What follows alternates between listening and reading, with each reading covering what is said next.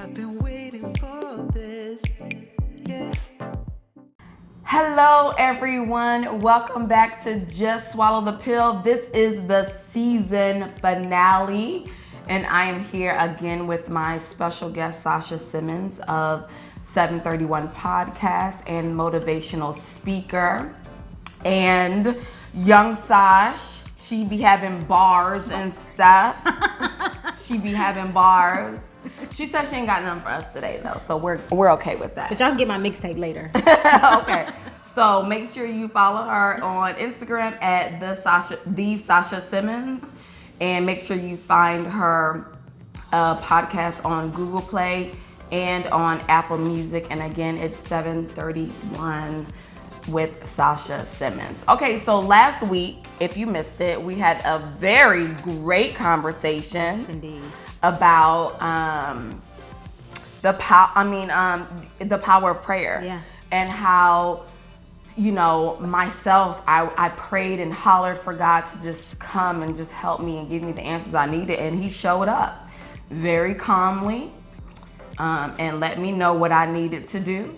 And with Sasha, God showed her the world. Yes. He showed her His world. Mm-hmm. Right. And I like that you said that, because a lot of times when we're talking about God, especially as not even talking about God, but a lot of times when there is talk about God, you have to remember you're hearing the other person's excuse me, you're hearing that what the other person knows God to be. Mm-hmm. You really have to experience him yourself to get to know him yourself. And I like that you said that, because I didn't know God personally. I just knew him from what other people had said as well. So I'm glad that you touched on that as well. But anyway, so this week we're going to talk about manifesting your future and how you can use prayer to do so.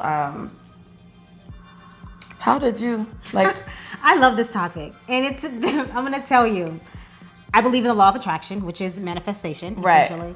And since I was a little girl, I wasn't allowed to watch television. If you watched the last week's episode, I talked about the religion I grew up in and how everything we did, thought, believed was controlled. And one of those ways to control us was to not allow us to watch television. So I read a lot of things. And I would read encyclopedias. I read the entire encyclopedia set from A to Z, right? You're so smart. And when I was reading the encyclopedia, I was like 10 years old, and I would close my eyes and imagine myself being in the places in the encyclopedia. So the Taj Mahal, I discovered the Great Wall of China, New York City, like all of these things I learned through the encyclopedia. Well, years later, I'm sitting there and I'm at NYU now. I'm in my dorm room, and I'm realizing that my life is starting to happen and the things I imagined are coming to fruition.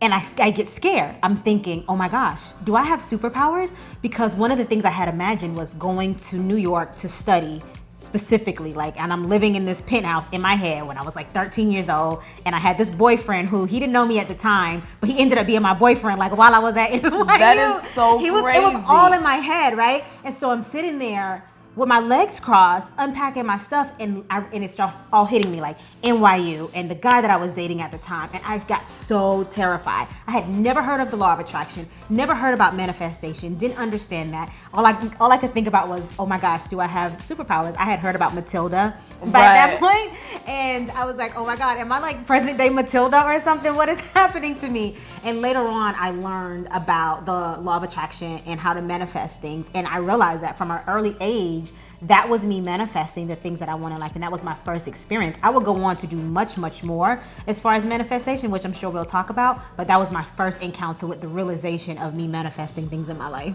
That is amazing. So I know a little bit about manifesting your future. So I'll say this. I know more about manifesting the things you don't want, because we can do that. And that's because a lot of times in our lives, we think about all the things we don't want. And the universe doesn't know the difference, right? It doesn't know the difference. All it knows is this is what you keep thinking about. Yep.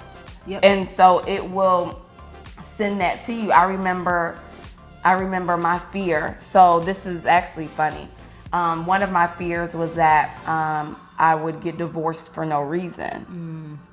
And that's because I saw my parents get divorced for no reason. My mother had zero reason for divorcing my father. Wow. She literally was just like, I don't do it anymore.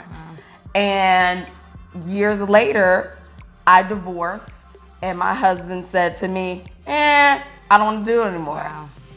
And so I spent a lot of my life in that fear of being left for no reason. And it actually happened to me.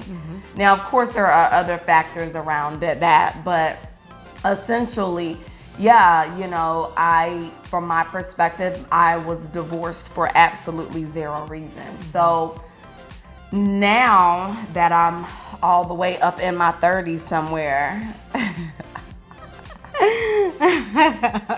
and I'm You're learning. still fabulous, honey. Thank you, child. Thank you, child. I'm trying to be, actually. No, you're great. It has to be intentional, though. You have to be intentionally. You have to wake up and be intentional about being fabulous every single day. Yes. But so now that I'm all the way in my 30s now, I'm just like, you know, how can I turn this around? Because the only thing in my life that I could say that's absolutely positive is that I was able to manifest was my job. And so way back in 2000, I want to say in 2012, I was like, I want to go to school for medical coding. I did that. I wanted to do it back in 2011, 2012, and it didn't work out. And 2 years later, I found myself in school for medical coding. I'm like, okay. And so throughout school, everyone's telling me this is what has to happen in order for you to, like, it's hard. You're not going to be able to get a job as a coder right off the bat. You're not going to be able to do this. And I was like, look, I'm going to get a job as a coder. I'm going to work from home, because everybody was like, oh, you can't work from home. Yep. I'm going to work from home. Like, I literally said everything that I wanted within this job. The only thing that I didn't specify was pay, which I should have did. Yes. But that's pretty much the only thing that I didn't specify. And slowly but surely it came. It just came. My first job, again, it wasn't as a coder. I was a office coordinator for our quality department in St. Joseph's Hospital. So I was like, okay, I guess, you know, but I still kept hope out there. I was like, okay, I guess I gotta take a stepping stone. And so I was like, all right, this is my stepping stone. And then my divorce happened, and I wound up moving up here to Phoenix, doing case management, which has nothing to do with coding. So then I felt like 10 steps back, because I'm like, damn, divorce done messed my whole life up. I don't even understand. I had to take a pay cut. I took I took a pay cut, and this is the job that I don't want to do. Yeah. And then, I don't know, I don't know what in me just kept hope alive. But out of the clear blue sky, my boss now called me and was like, hey, I remember you from like a couple of months back. I have a job position that I want to offer you. And I was like, offer? She was like, yeah, I need you to come in. So I came in, and she was like, yeah, I want you to audit. And that was one of the things that I had asked for. I was like, audit? Oh. And I didn't even know it was an auditing position. So I was like, auditing? I love auditing, okay. And then she was like, yeah, and we got new computers coming, blah, blah, blah. And that's all she said. Well, when I started, the girl who was training with me was like, yeah, our laptops are coming. And I was like, laptop? She was like, yeah, we're going to be able to work from home. I was like, work from home? Just checking off the boxes. Right. I was like, what? And then, so it was gradual. You know, I could work home a couple of days a week. It wasn't right, you know. to now I'm 100% remote. You know, I don't go anywhere. I sit at home. So now I'm in the process of manifesting something else. So I'm like, okay, well, I've done this. Yeah.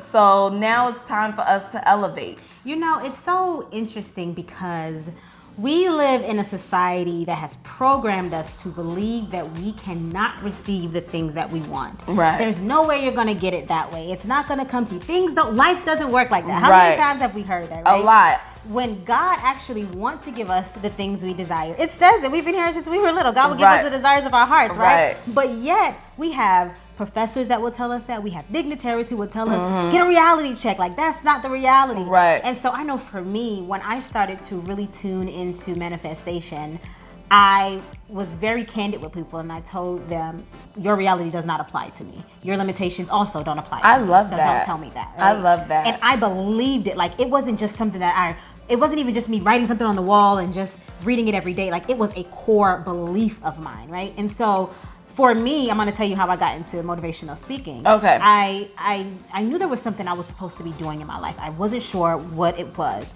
but God speaks to me. One of the ways that God speaks to me is through dreams. And it's been that way for much of my life. So when I would go to sleep, I was asking God to give me the answer in my dreams, and I was expecting it to come that way. Well, I was dating this guy, because there's always a guy somewhere in the mix. Right? There's always a guy somewhere. I was dating this guy, and I was awarded 17 scholarships to go to college. Okay. And I started mentoring his little brother. He was going into his senior year, about how to get scholarships, how to kind of navigate the college process. His parents asked me to come speak to their church to students on college scholarships and just college as a whole. And I was like, sure, I can put together a PowerPoint, no big deal. So I did that, went to the church.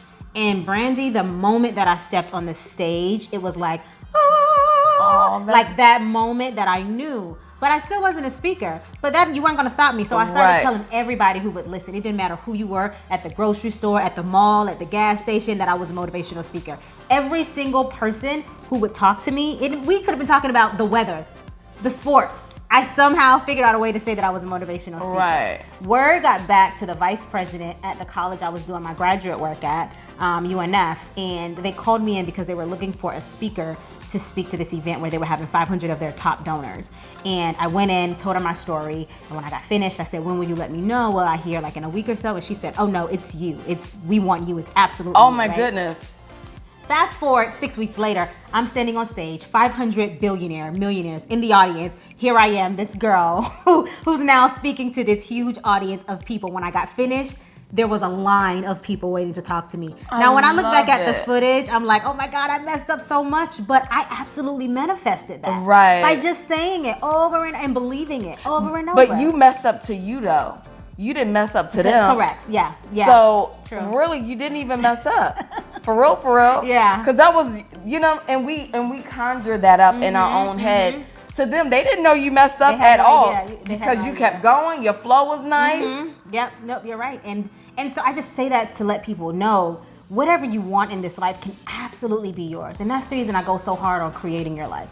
You can create the life you want. And whatever you're thinking about in your mind will absolutely become your reality. Right. We see it all the time. I was just thinking about that, and I was just thinking about you when you called. Right. It happens to me all. That happens all the time. It's energy that's moving through, and we can't see it, but it's absolutely happening all the time. And so that's why if you're thinking about bad things, you're thinking, oh, I'm going to end up alone, you're probably going to end up alone. Everybody hates me. Well, you're probably going to have experiences where a lot of people hate you. So you have to be very intentional and very cognizant about the thoughts that's flowing through your head. Yeah. Right. I had to learn that when I was going through my divorce, through my healing process. And I had to train my thoughts, and that's something that I still have to practice every day. It takes work. Because sometimes, and it's to the point where sometimes I have to be like, whoa, where did that thought even come from? Cut it off. Like you have to be like, and I'm a thinker by nature. And it's a gift and a curse for those of you who are thinkers as well. It could be a good thing, but it's also a bad thing because I drive myself crazy. And so, but one of the things that I have to think about is, where do my thoughts come from? Because a lot of times those aren't even our thoughts. And you put it on Instagram last week, and you said the devil will show up as your voice or something like that. Show up as your voice. Right. And so he knows what we are. He knows what we can be. Yep. And so his goal is to stop that. So he knows us better than we know ourselves, just like God knows us, and God knows everything about us, and God has these amazing things for us. The devil knows them too. And so he's going to do everything he can to stop them and stop those things from happening.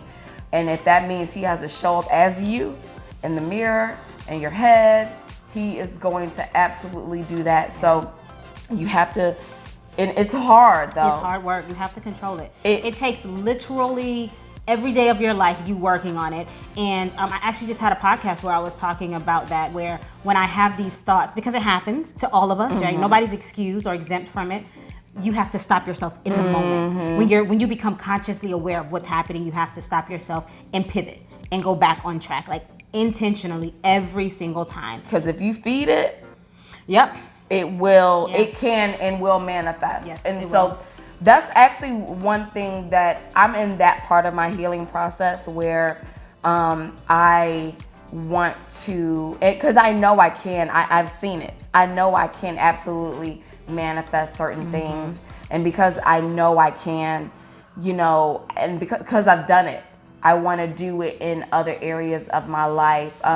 We are very powerful. We are. And we don't know it. A lot of us don't know how powerful we are. Like your words, you got to be careful what comes out of your mouth. You have to be careful about what you think about. You have to be careful sometimes even about what you are allowing in. Yeah. And the energy that you allow yourself around. I keep very minimal people around. Yeah, that's smart. And those people have to have good energy. I don't surround myself with negative people. Yeah. And I like to surround myself with people who are smarter than I, like Sasha. Oh gosh. Because that elevates you though. That elevates me. That inspires me. She actually, so she doesn't know this, but I'm gonna tell her. So I'm nervous. That's okay. It's not bad. So I had been thinking about coming out with my YouTube channel, and Johnny Jones had been kind of mentoring me about doing it. And I was like, Johnny, I don't know. And then Sasha came out with her podcast, and I was like, you know what? If Sasha can do it, I could do it. And so if Sasha can talk about her healing and her journey and what she's been through, then I can absolutely do it myself. And so you were kind of like my inspiration to even start this. Excuse me. So that's good to know. Yeah, you were my kind of like, well, and that's why you do it, because folks need to know that they can do it too, that their story is worth other people hearing. Right. And it's going to inspire someone. And honestly, I have accountability partners, and we call ourselves Moto. And we have been meeting for probably about 2 years. And there were so many times where I would start something and then I would punk out and I would get afraid and I didn't want to share it. I didn't think it was good enough. I didn't think it was worthy. Who will listen? Who is anybody going to tune in? Is anybody going to listen? What if no one listens? If no one listens, then screw them all, right? Right. It's fine. And trust me, people are going to listen because everybody's nosy for it. Right. People want to know what happened to you in your life. They sure do. But I got to the point where everything, like God would give me these ideas and I would write them down, even articles that I would write or ideas for this. And I use OneNote. So everything is documented in my OneNote, which is how I was able to count my days. It's date stamped and it's documented.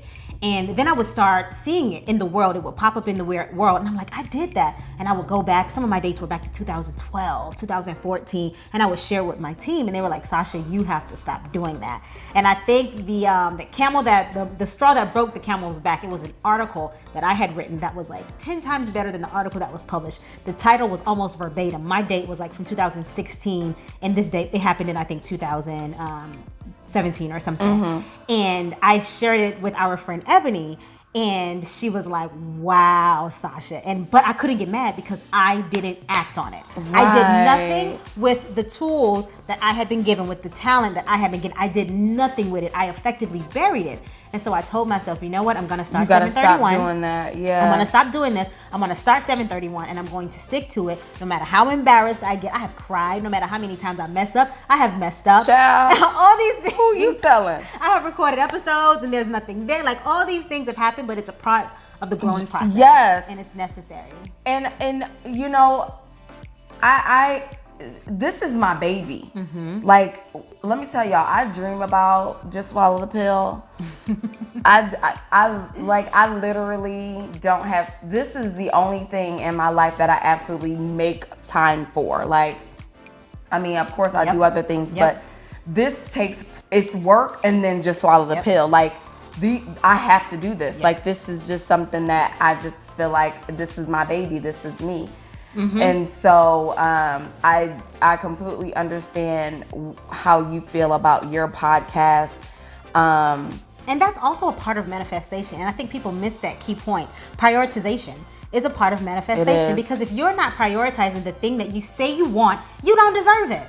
Like, you don't really want it because you're not prioritizing whatever it is that you need to do to get you to the end goal. If you say, I want to meet whoever, if you're not intentionally putting yourself in spaces where you may meet these types of people or that specific type of individual, you're not making the priority, and therefore you don't deserve it. Right. So yeah, prioritization, it matters. So it's almost like, so what's coming to mind, manifestation is your work, right? Right? And then do what you can do, and then allow that blessing to move its way to you. Allow God to just be like, okay, I see you, girl. I see you doing that work. Let me go ahead and move that right over to you. And so let me ask you this. What do you think about the book, The Secret? Because I've been thinking about reading it. I love it. I mean, I think it's very high level stuff that you learn about manifestation. Okay. I do think that there's a lot of work. There's a lot of stuff that The Secret just didn't touch on, like at a deep level of manifestation. But as far as high level overall, I think it's spot on. So what would you recommend, anything reading wise for manifesting? I think The Secret is the ideal place to start. Okay. Yeah, I think it's the ideal place to start because they break it down in such a way that's understandable. Okay. And, we call it manifestation. Growing up, it was called faith. Right. It was called believing. Walking in faith and believing.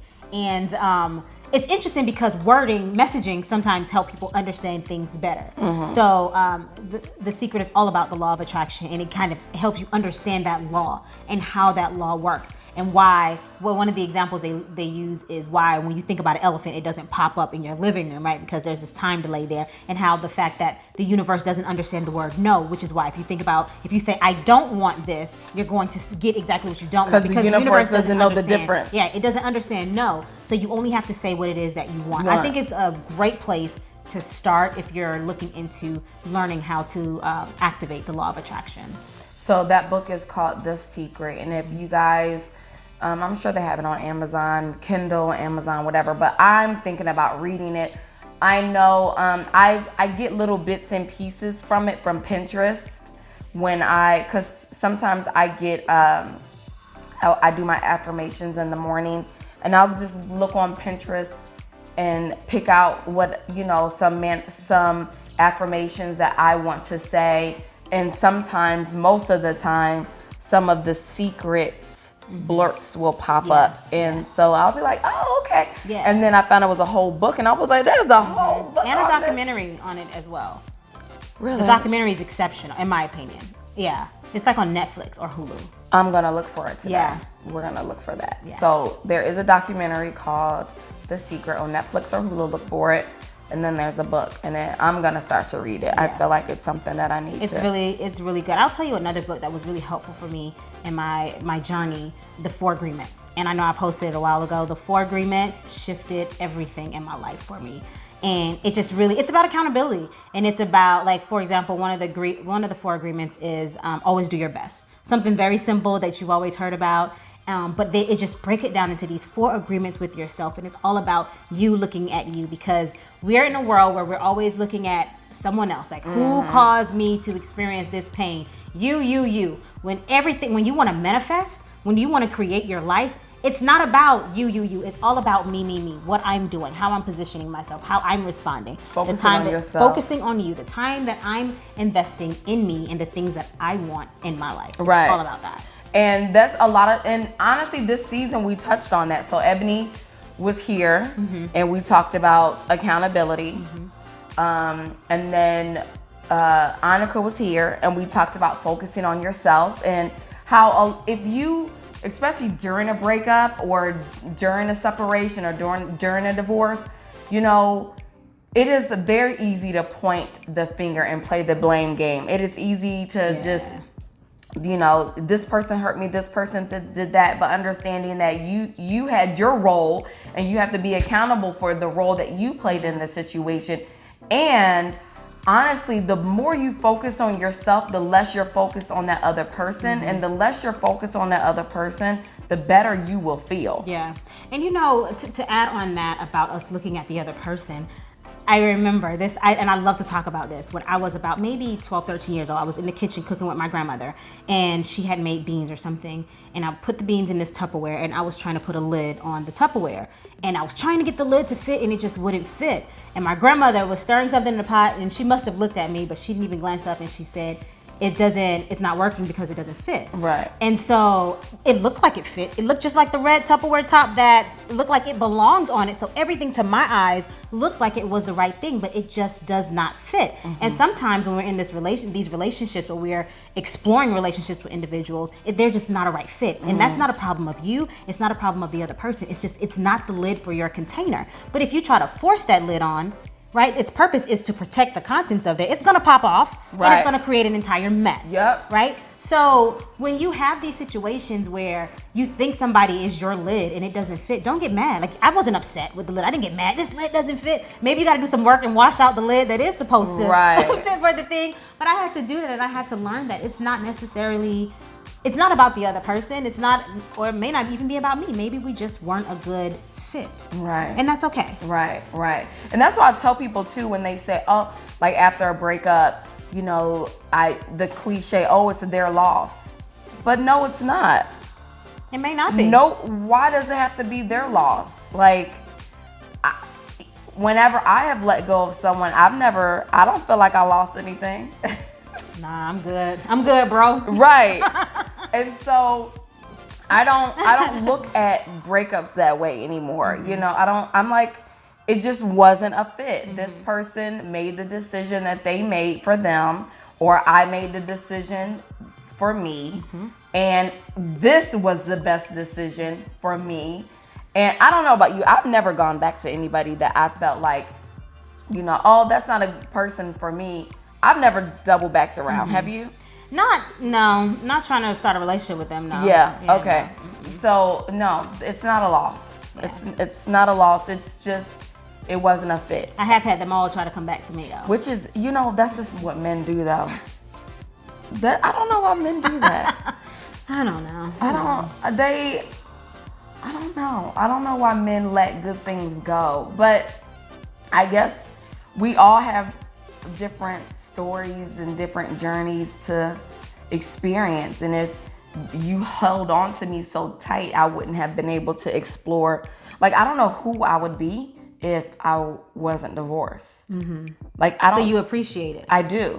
I am very grateful. And isn't that an amazing feeling when you appreciate the pain that you've had to go through to become who you are today? I have no idea who I would be. I can't even imagine myself a wife and mother. Like with that, like a wife and mother, like how does that even, what does that look like? You know, when I was talking to God at one point years ago, I was like, God, I'm ready for a husband. You know what God told me? What? No, you ain't. My feelings was hurt. I was like, what you mean? Like, wait, what do you mean I'm not ready? This is before I even started my healing journey. I thought I was ready. And now when I think back about it, I'm like, oh my gosh, I don't even know if I'm ready now. Like, I think I'm ready for something serious, but I don't know if I'm ready. And you could not tell me that I was not ready. Like, I wanted to be married and have children so badly, like right now. Right Right now. And God was like, you're not ready. Yeah. And I think as women, I know I've gotten rid of my timeline. I don't have a timeline to be married or have children. I don't have a timeline. I got rid of it when I got divorced. He's busy. I'm sorry. Y'all know. So cute. Y'all know Vega is, when I'm recording, he likes to distract me. And he doesn't do this when he only does this when company's over. That's so funny. He doesn't do this when him and I are here by ourselves. But anyway, but yeah, so did you have anything else to add? Focus on yourself, man. That's so important. Understand what it is you want. And even if you don't know, because I realize there are times in life where you just have no idea. Like at that point where I was searching for what it is that I need to do in my life. Just keep looking. Keep making yourself available. Keep talking to yourself. Vulnerability is your friend. Yes. And I had to learn that. I was so terrified to be vulnerable, but vulnerability became a superpower of mine. It became a thing that helped me heal and to know who I am and to appreciate and value who I am. So don't be afraid to allow yourself to be vulnerable and always look for your truth in yourself. And I remember this, I'll say this last thing. I remember at one point I was getting a lot of messages from everybody and people that I respected, like, you know, spiritual leaders and all these things, but it wasn't aligned with what God had told me. And I was so kind of like, oh my gosh, like, how are these people who I adore and respect have a direct admire, line? Right. They are not telling me what I know that God has told me. And this is why it's important to have your own relationship. 2 snaps. You gotta have it your own. Yes. You cannot let nobody prophesize Yes. over your life. You can't. And God told me, stop listening to other people. Yes. Listen to me and listen to yourself.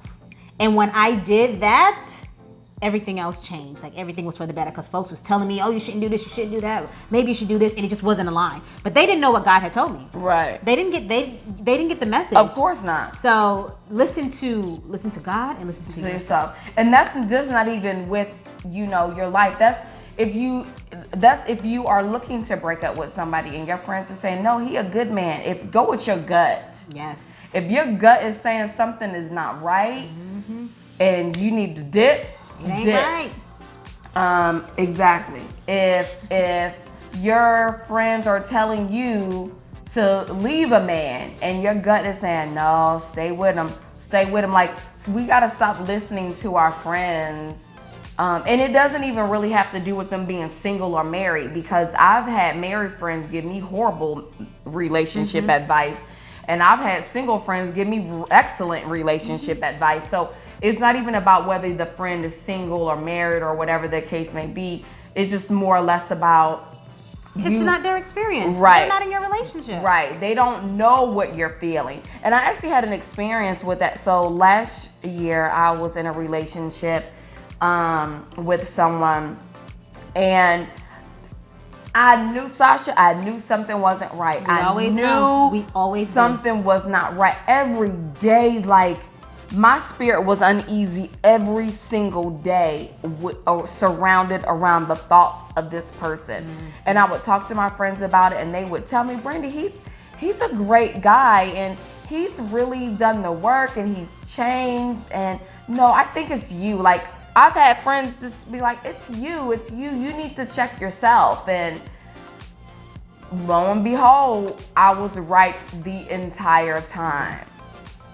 Yes. And that situation taught me, especially when it comes to my interaction with my romantic or the matters of the heart. Listen to yourself. Don't listen to other people. Go with your gut. If your gut says leave him, even if it don't feel right, if your gut says leave him, leave that boy alone. Just leave him alone. Leave him alone, because we always know. We try to brush it off. We try to pretend. Or we wait for something bigger to happen that didn't even have to happen. And now my feelings is hurt. Yep. My feelings is hurt because I didn't want to feel that little bit of disappointment by walking away from you. So now I'd much rather feel this you do something. Yep. Now I'm extremely hurt versus me getting over that little bit of disappointment. Yep. I think today I am ultra protective of me. Yeah. And I suppose it can be a double-edged sword, but the second I get an inkling of It's time to go. uneasiness, because I don't believe that I am going to experience this uneasiness within my soul. Like that's really disturbing for me. Right. Of course, there'll be disagreements or whatever. That's petty. That's small. But if you feel an uneasiness within your soul, your spirit, your yes. intuition is telling you something's wrong, something is wrong. And it's probably God trying to protect you. Right. But sometimes we're so stubborn, we just want it to work anyway. We're still trying to force that lid on a container that just don't, like, we're just trying to force it, and it's not going to end well for you. Right. And I actually talked about that in season 1 as well, and I talked about that gut feeling. Mine is a tightness in my chest, and I know that's me trying to protect me. Our bodies will let us know, and our spirits will do what it had to do to protect us. We just have to be able to be willing to listen and be willing to follow through. But all right, guys, we are gonna end right there. Thank you so much for tuning in to season 2 of Just Swallow the Pill. My special guest here, Sasha Simmons with 731. You can find her on Apple Music and on Google Music, Google Play, Google Play and Apple Music. Also follow her on Instagram at the Sasha Simmons. If you're not following me as well, you can follow me at Brandy Yvette. And as I always say, your crown is not on your head. It will fall off. You got to put it in your soul. It is in your soul. Thank you guys so much for watching, and we will see y'all next season.